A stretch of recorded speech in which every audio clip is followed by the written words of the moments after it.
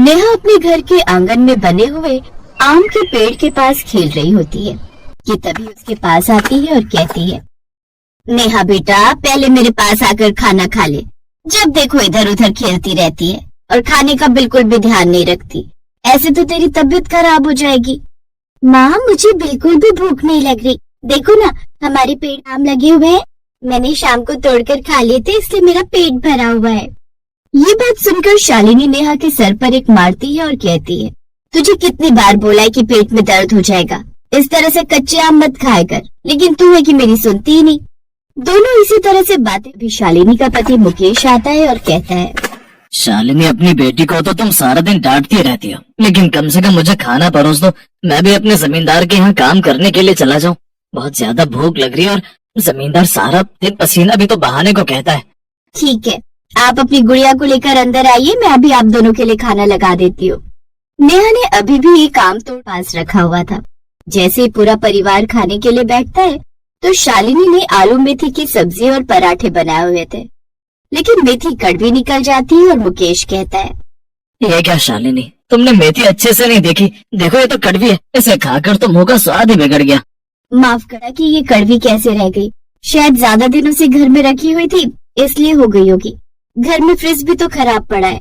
तभी नेहा वो आम निकालती है और उसके बाद वो बड़े स्वाद लेकर आम से रोटी खाने लगती है और कहती है, अरे वाह, मैं तो इस पराठे के साथ आम खा सकती हूँ। अरे कितना बढ़िया लग रहा है पापा, कर देखो कि कितना ज्यादा स्वाद है।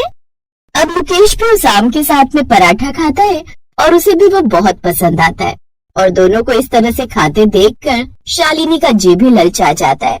शालिनी एक निवाला खाने के बाद कहती है, अजी मैं सोच रही थी कि जब नेहा को आम इतना ज्यादा और घर में फ्रिज खराब है और सब्जियां बर्बाद हो रही हैं, तो क्यों ना मैं थोड़ी सी आम की चटनी बनाकर रख लूं, हम उसी के साथ रोटी और पराठा खा लिया करेंगे। अरे ये तो बहुत अच्छा तरीका है शालिनी, तुम ऐसा ही कर लो। इस बहाने हमारे पास खाने के लिए ये खट्टी मीठी आम की चटनी तो होगी, अभी तो कच्चे आम के साथ में पराठे खाने पड़ रहे हैं। अब ऐसा ही होता है।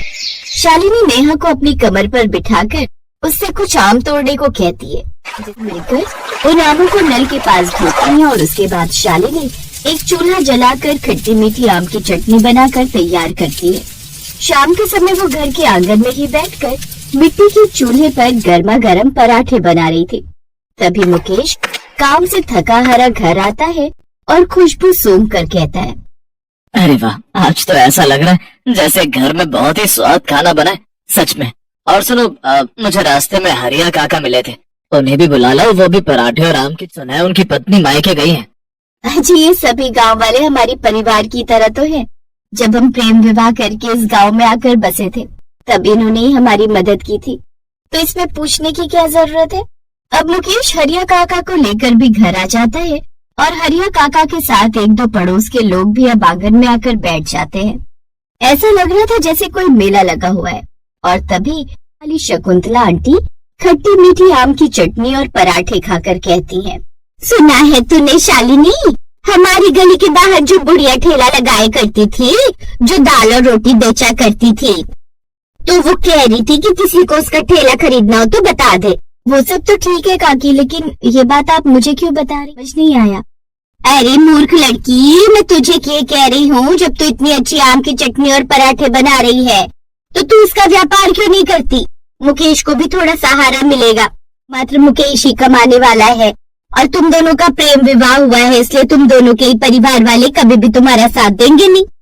तो ऐसे में तुम 2 पैसे ज्यादा कमाओगे तो भविष्य। पर काकी, अगर शालिनी ठेला संभालने के लिए चली जाएगी तो फिर नेहा का ध्यान कौन रखेगा? आप तो जानते हो कि नेहा कितनी चुलबुली है, अक्सर उसे चोट लग जाती है और आजकल जमाना भी तो खराब है।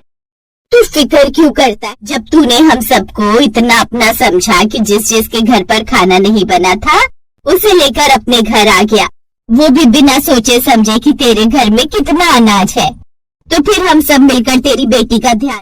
शालिनी को भी ये बात सुनकर अच्छा लगता है। दरअसल शालिनी और मुकेश अलग अलग जाति के थे और दोनों ने भागकर शादी की और दोनों इस गांव में आकर बस गए थे।